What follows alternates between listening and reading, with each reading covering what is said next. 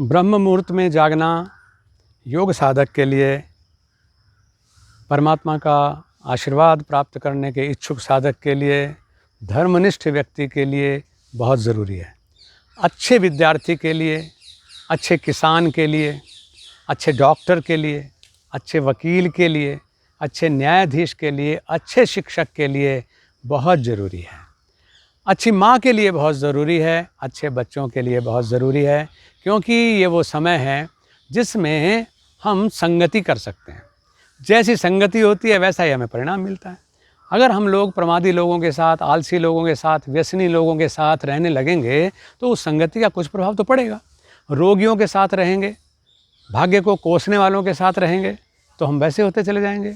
और जब हम परमपिता परमेश्वर के साथ रहेंगे, प्रकृति के साथ रहेंगे, दाता के साथ रहेंगे तो हमारे अंदर वही गुण आएंगे।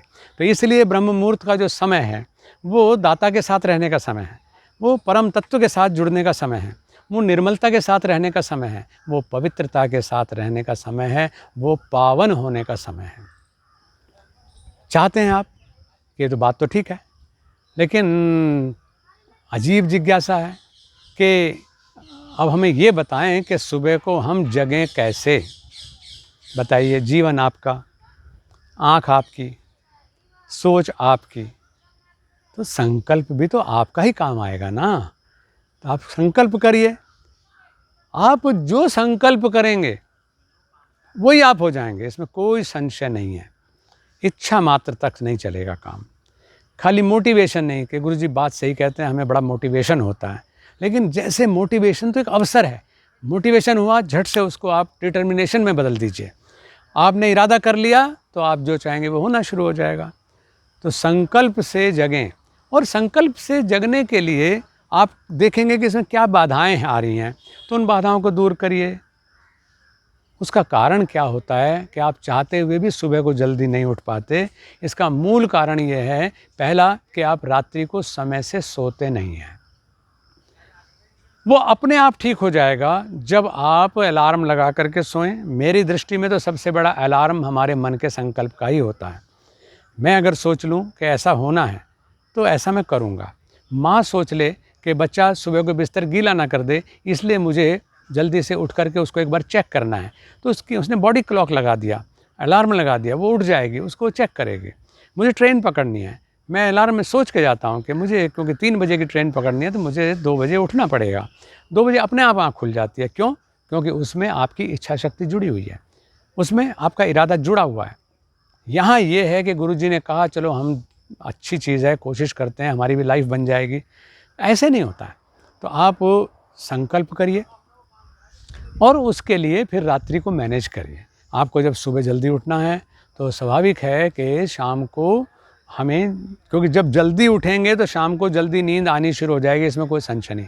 मैं कभी किसी साधक से नहीं कहता कि आप रात्रि को 10 बजे सो, 12 बजे सो, 1 बजे सो, क्योंकि उसके जागने के बहुत एक्सक्यूज़ेज़ उसके पास हैं। मैं उससे केवल एक निवेदन करता हूँ, मेरे पास सुबह को आप 5 बजे आइए और तैयार होकर के आइए, पवित्र होकर के आइए। तो स्वाभाविक है कि जब वो 4 बजे उठेगा 5 बजे आने के लिए, तो रात को तो उससे अपने आप ही 10 बजे उसकी आंख बंद होनी शुरू हो जाएगी। तो पहली चीज़ है। दूसरी चीज़ ये है कि अपना शाम का भोजन जल्दी करिए, क्योंकि पाचन का जो कार्य है वो अग्नि ही करती है, और अग्नि सूर्यास्त होने के बाद अपना हमारे सिस्टम के साथ नहीं जुड़ती है। हमारा जो मणिपुर चक्र है ना, नाभि, ये सीधे सूर्य से अग्नि लेता है, ऊर्जा लेता है, और वह हमारे शरीर को तेजस्विता देता है, जीवनी शक्ति बढ़ाता है, आरोग्य देता है। अब रात के समय आप इस डिस्ट्रीब्यूटर में ला करके सामान डाल दें तो उसे अग्नि मंदता का सामना करना पड़ेगा। अग्नि मंदता का सामना करना पड़ेगा तो यहाँ पर जो भोजन पड़ा है उसमें एसिडिटी होगी, उसमें गैस बनेगी, उसमें अफारा होगा, भारीपन होगा, आपको थक जाओगे आप बिना कुछ किए ही, और आपको जी करेगा मैं लेट जाऊं। लेकिन वो लेटना नींद नहीं होगी, वो लेटना गफलत होगी। गफलत होगी, और उस गफलत में आप ऐसे ही 8 घंटे लेटे, ऐसे ही 6 घंटे लेटे, आप ताज़ा होंगे ही नहीं। आपको जबरन कोई झंझोड़ के जगाएगा, या आपको अलार्म लगा करके ज़बरदस्ती उठना पड़ेगा। तो इसलिए शाम का खाना यानी नियम ये है कि अगर आपको सुबह 4 बजे शैया त्याग करना है तो आपका शाम का जो भोजन है वो सूर्यास्त से पहले हो जाना चाहिए। अब उसमें आपको देखना है कि जी हम तो 9 बजे दुकान से ही आते हैं, कुछ को बहाना है कि हमारे तो 11 बज जाते हैं आने में। ठीक है, अच्छी बात है, काम तो करना ही चाहिए। कोई योग साधना ये थोड़ी सिखाती है या व्यायाम पद्धति ये थोड़ी सिखाती है कि आप निकम्मे हो जाओ। आप कर्म करिए, लेकिन आप अपने को फिर मैनेज करिए कि आप जब वहाँ जा रहे हैं तो फिर आहार का सिस्टम ऐसा करिए कि कुछ चीज़ अपने साथ ले कर के जाइए, जिससे कि आप ऑफिस टाइम में, लोग सिगरेट भी पीते हैं, लोग ऑफिस टाइम में चाय भी पीते हैं, लोग ऑफिस टाइम में अल्कोहल भी ले लेते हैं, लोग ऑफिस टाइम में बतियाते भी हैं, रेडियो भी सुन लेते हैं। तो आप क्या ऑफिस टाइम में अपने काम का थोड़ा सा आहार नहीं ले सकते? तो आप अपना छोटा सा पैक साथ लेके जाएं, उसमें ऐसा भोजन हो जो ख़राब होने वाला ना हो, जो पुष्टिकर हो।